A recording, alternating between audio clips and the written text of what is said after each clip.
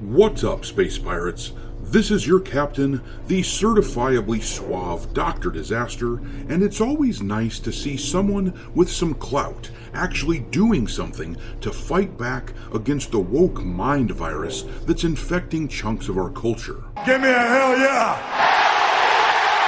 That is what we've got going on in Dungeons & Dragons right now. Robert Kuntz, one of the original creators of the IP, just wrote a scathing response to Hasbro, the absolute schmucks who run that company, which holds the right to the IP, have dissed the original creators of the property for like the gazillionth time in a recently published book, because the creators committed the sin of not living up to Hasbro's woke standards when the game was created. Because of course, anything that doesn't put wokeness front and center is a threat to their hive mind. You will be assimilated. Resistance is futile. From my heart, kiss my ass.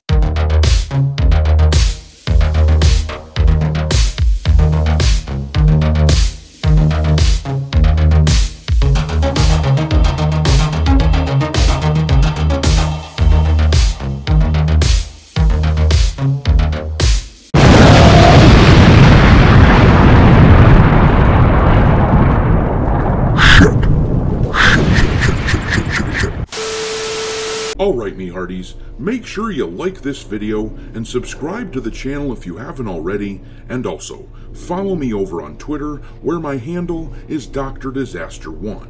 But let's talk about this D&D situation. The game is basically the granddaddy of most, if not all, games that I play these days, from Magic the Gathering to Final Fantasy to Skyrim. It laid the foundation for a large section of gaming, so I think it is vitally important to protect the history of the game from the sorts of morons who try to claim for PC reasons that wheelchairs in D&D make sense.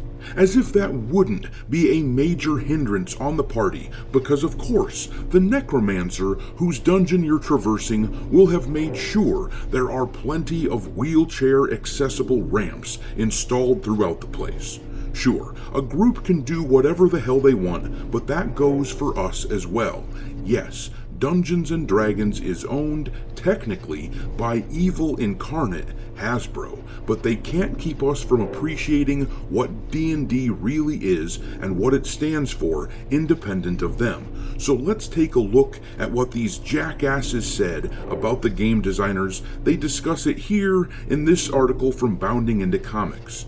The latest attempt by Wizards of the Coast to disavow the factual history of Dungeons & Dragons has drawn an absolutely fiery rebuttal from one of the game's original developers. The revisionist attempt in question can be found in the preface to the game's recently published history book, Dungeons & Dragons: The Making of Original D&D 1970 to 1977. Therein, amidst teases of the book's contents, current Wizards of the Coast designer Jason Tondreau took seemingly every opportunity he could to apologize for the fact that the original version of the game was not sufficiently progressive by modern standards, in doing so suggesting that its creators were inherently bigoted themselves. Of course! We're gonna skip down a bit to where I think they give the best example of Hasbro essentially slamming the creators of their own IP. Keep in mind, there are many other examples of them doing this, however, this is just a good example. Later on in the preface, Tondreau likewise warns readers some language in the first iteration of D&D presents a moral quandary. The documents reproduced in this book include many pages of charts and tables alongside lists of monsters, spells, and magic items, but that game content also includes a virtual catalog of insensitive and derogatory language, words that are casually hurtful to anyone with a physical or mental disability or who happens to be old, fat, not conventionally attractive, indigenous, black, or a woman. You're retarded.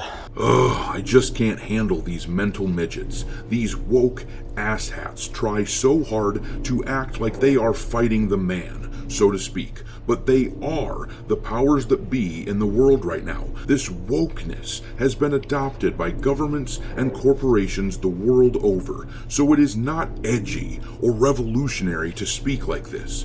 Years ago, we used the term PC, short for politically correct, to describe this mode of thinking. It was a language spoken by politicians and corporations who didn't want to offend anyone. Counterculture pushed back against this shit, but these days, political correctness has morphed into wokeness, a creature that attempts to present itself as the counterculture. They present themselves as victims, fighting back against an oppressive world which is nonsensical given the power structures that have adopted wokeness. But let's hear from Robert Kuntz, who wrote this scathing response to Hasbro and Wizards of the Coast. It brought a smile to my face. He said, "You know, I hate to take a break from posting. This whole attack has really tripped my trigger. A 50th year celebration, and this is it."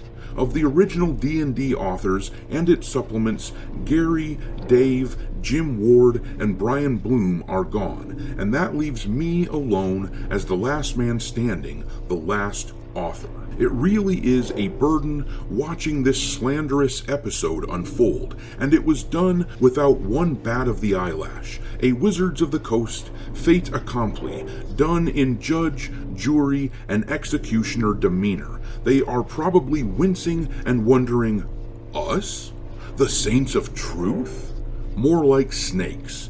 Anyone who would wait until the majority of authors who created the game were gone to stick it to them in this manner is a vile snake, and just to complete the deed, do it on the 50th. Show their admirers who's in charge. Show them who's in control of the IP. They fear those times they had no hand in creating, and they especially fear Gary Gygax. His name sends shivers up and down their crooked spines, and if it wasn't enough to have hounded him in life, let's do a Houdini and trample on his grave. Disgusting slime. But it's not just Gary or Dave and us others, it's also about wanting to wipe out that success and claim it as their own. And in order to do that, the fandom must be attacked as well as that history. All of it must be purged and never again allowed to exist. These people are the epitome of evil robber barons parading as the good guys. Sleight of hand bullshit from gold-hobbled prestidigitators who don't know fantasy or how to summon it. What they know is how to push down on their little man syndromes by stepping on those whose shoes they can never walk in. That and preaching righteous indignation while counting their bottom lines, taking their vacations, and dreaming about their next cafe latte. Posers, one and all. We fought these establishment pukes back in the mid-70s as they gathered about a fledgling TSR to bring it down. Now it's the second round. As I said before, you love to see it. You love to see someone with some clout pushing back against this bullshit. It's why Mark Kern has been so successful and influential in the video game sphere, because he has actual experience and success in the industry. Robert Kuntz is the same way, one of the legends who helped create quite possibly the most influential game in history. But I'm gonna leave it there. What do you make of this D&D situation? Drop your thoughts in the comment section down below, and we will talk there. Thanks for watching, me hearties. If you haven't already, your captain is inviting you to subscribe to the channel and become a part of the crew. Life as a space pirate may not be glamorous, but there's always plenty of booty.